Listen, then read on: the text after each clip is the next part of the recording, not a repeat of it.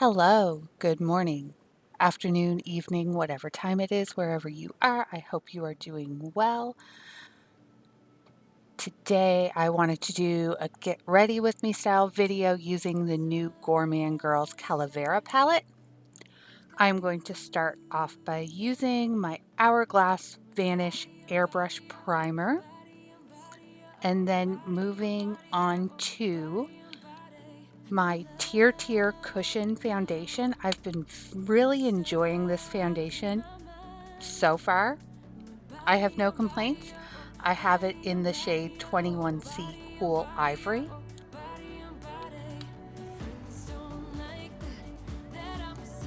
And it goes on quite well, and I do think it covers a lot of the redness that I seem to have.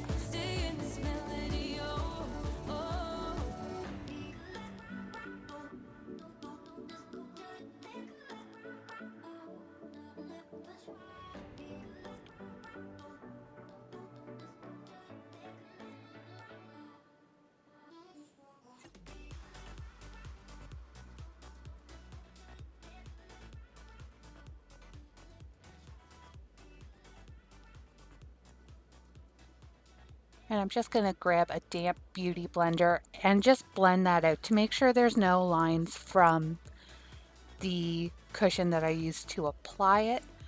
And that method works quite well for me. Now using the Charlotte Tilbury Hollyood contour wand and blending that out. I think I might try to get my hands on the e.l.f. dupe of this. I've heard it's really good, and I'm not sure if I can get it around where I live, but I think I'm going to take a look and see if I can get it.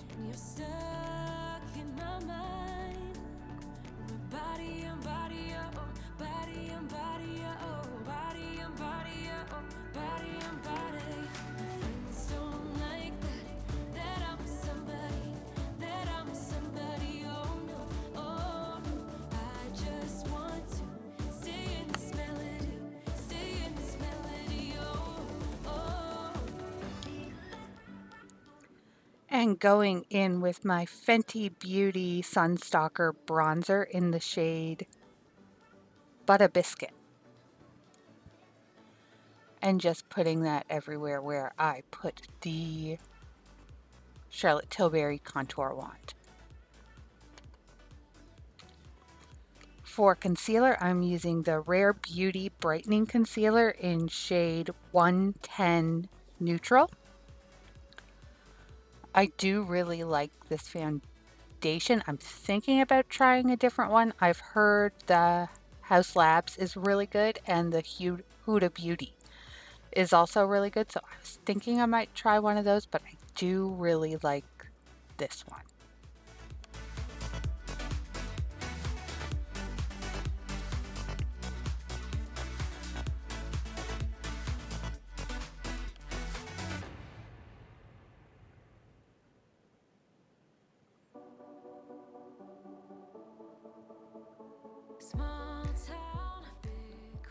And setting my under eyes with some Laura Mercier Translucent Powder. This is relatively new to me. I think I bought it over the summer, and I do really like it for my under eyes. It's the only spot I really use it.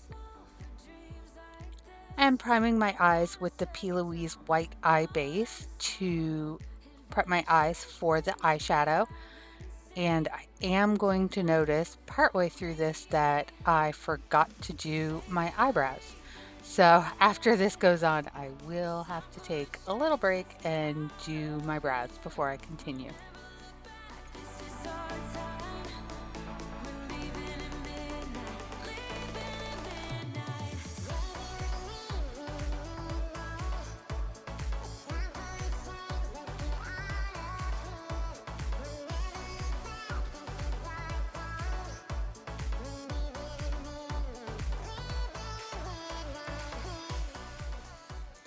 And back with my brows done and going into the Calavera palette, which I was having some trouble opening. That is not the shade I'm going to go into. I'm actually going to use the shade Agua, which is the dark blue matte. And I'm going to take a shader brush and start to map out the shape I'm looking for. I have a very specific look in mind when I look at this palette, and I had originally thought one of the shades in this palette from photos was a shimmer, but it is a matte with sparkles. So I'm still going to try to make it work. So this is going to be a trust the process, and it is going to look crazier before it looks better.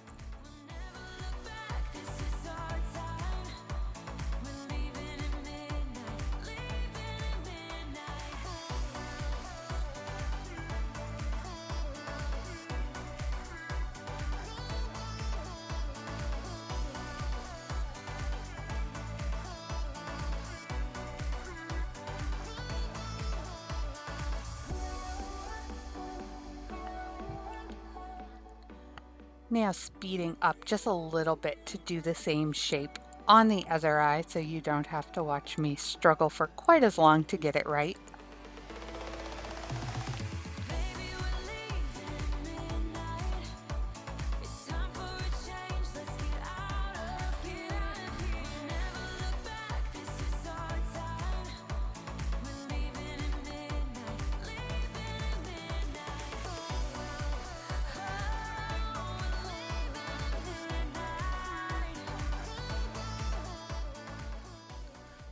And taking a fluffy blending brush and just trying to blend that out a little bit so it's not quite as harsh. It's still going to look crazy though, regardless what I do.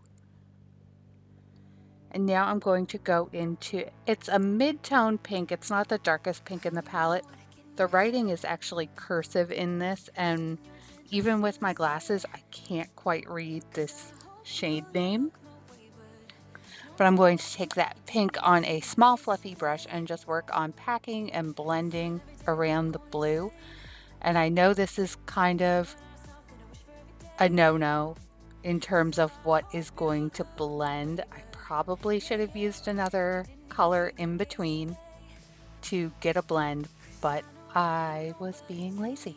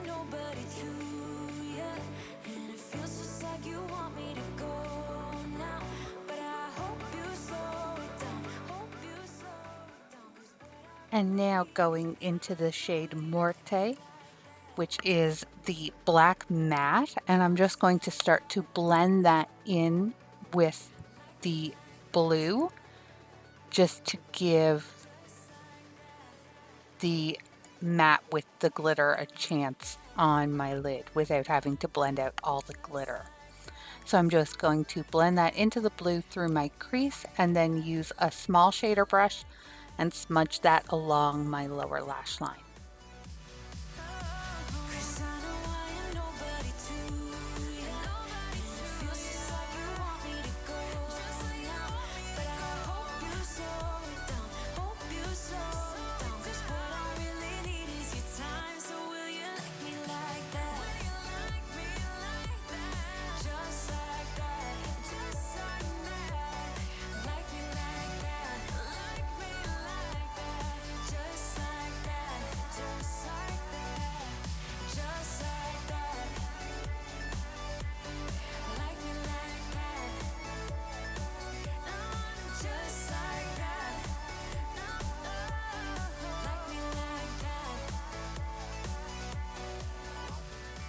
packing on a bit more of that dark blue since I lost some of it while I was blending the black, and it's starting to look a little more insane again. But I wanted to try a trick that I had seen on, I believe, TikTok. And I've tried it before on colors that are next to each other on the color wheel, but not colors that are a little bit further away like the blue and pink. So what I'm going to do is I'm going to take the translucent powder by Patrick Starr, and I am just going to pack it over the mats and let it sit for a few minutes, and then I will come back and brush it off. On colors next to each other on the color wheel, I have found this works really well to get a better blend, but foreshadowing, it doesn't work that great for this look.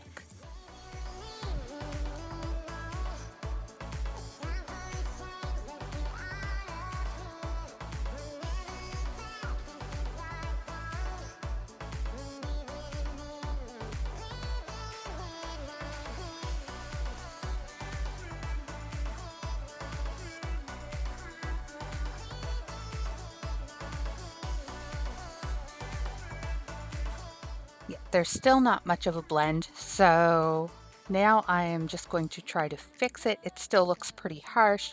So what I am going to do is I'm going to start by taking that mid-tone pink on a large fluffy brush, and I'm going to start trying to blend that out a little bit and see if I can blend the blue in with it.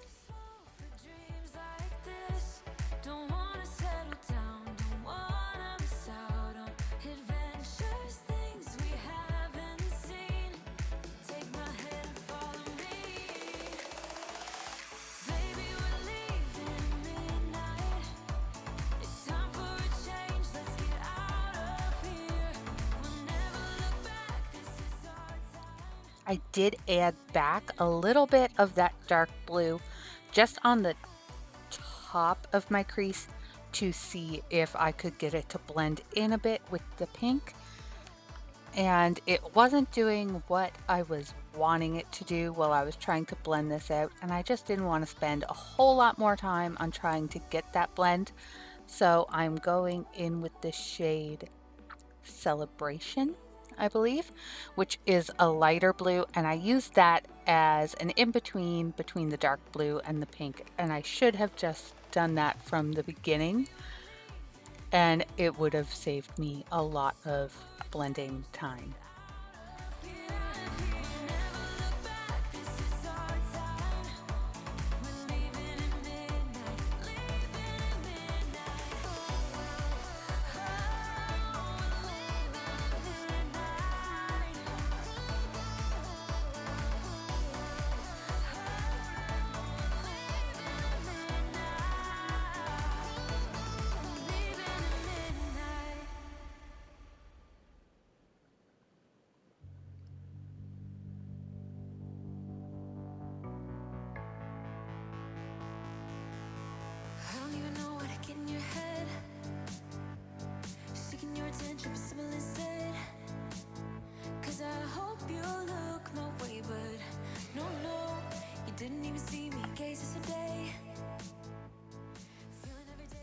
Now taking the black eye base from P. Louise, I'm just going to take a little bit of that and brush it on my lid. I'm not going to take it up into the crease. I'm just going to blend it up to where I initially started to blend the black Morte shade.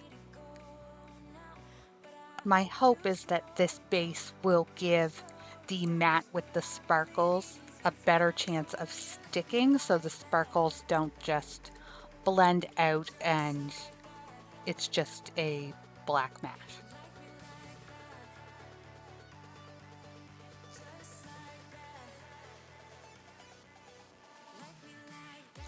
Going in with the shade Candle, which is the black matte with, it looks like it has some red and maybe some green sparkles in it too as well. It's very beautiful. I do wish it was a shimmer shade and not a matte with sparkles. But if the sparkles stay when they're packed on, I probably will reach this for this quite a bit.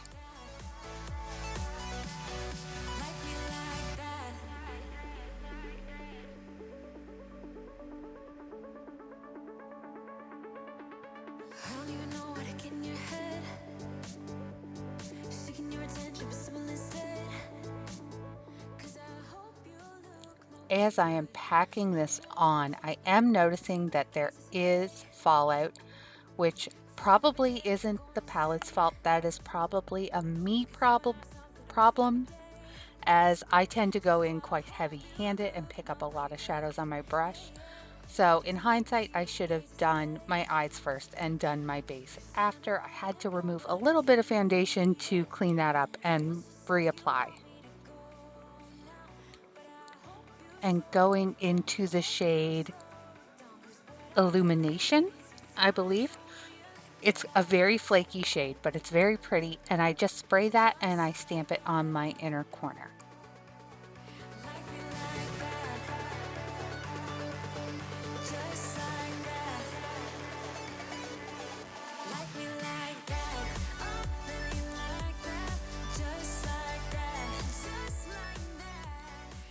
Going into my Blend Bunny and Ellis Atlantis blush palette in Lunar Eclipse, I'm going to use all 3 shades. I start with 0 and I take that one pretty much everywhere. I put it over my nose and up my cheeks, up towards my hairline. And then I go in with Crescent, which is the mid-tone, and I focus that more towards the back. And then I take Eclipse, which is the darkest one, and I use it almost as a little bit of contour at the very bottom, and go back in with a clean brush and just blend all 3 together. I've been doing this a lot lately and I really like the way it turns out. I hope Blend Bunny does more of these palettes, maybe even in another collab with Ellis Atlantis. That would be pretty amazing because these are absolutely fantastic.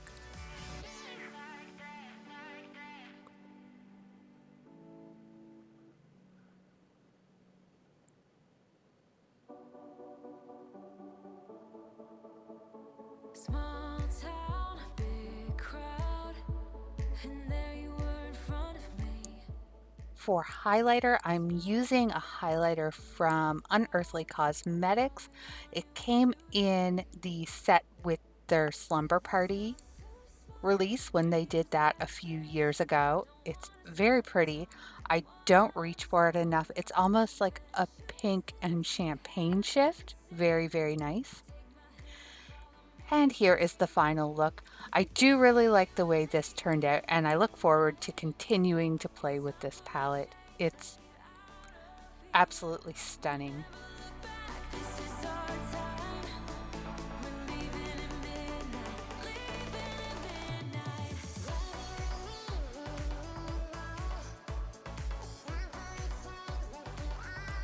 Thanks for watching.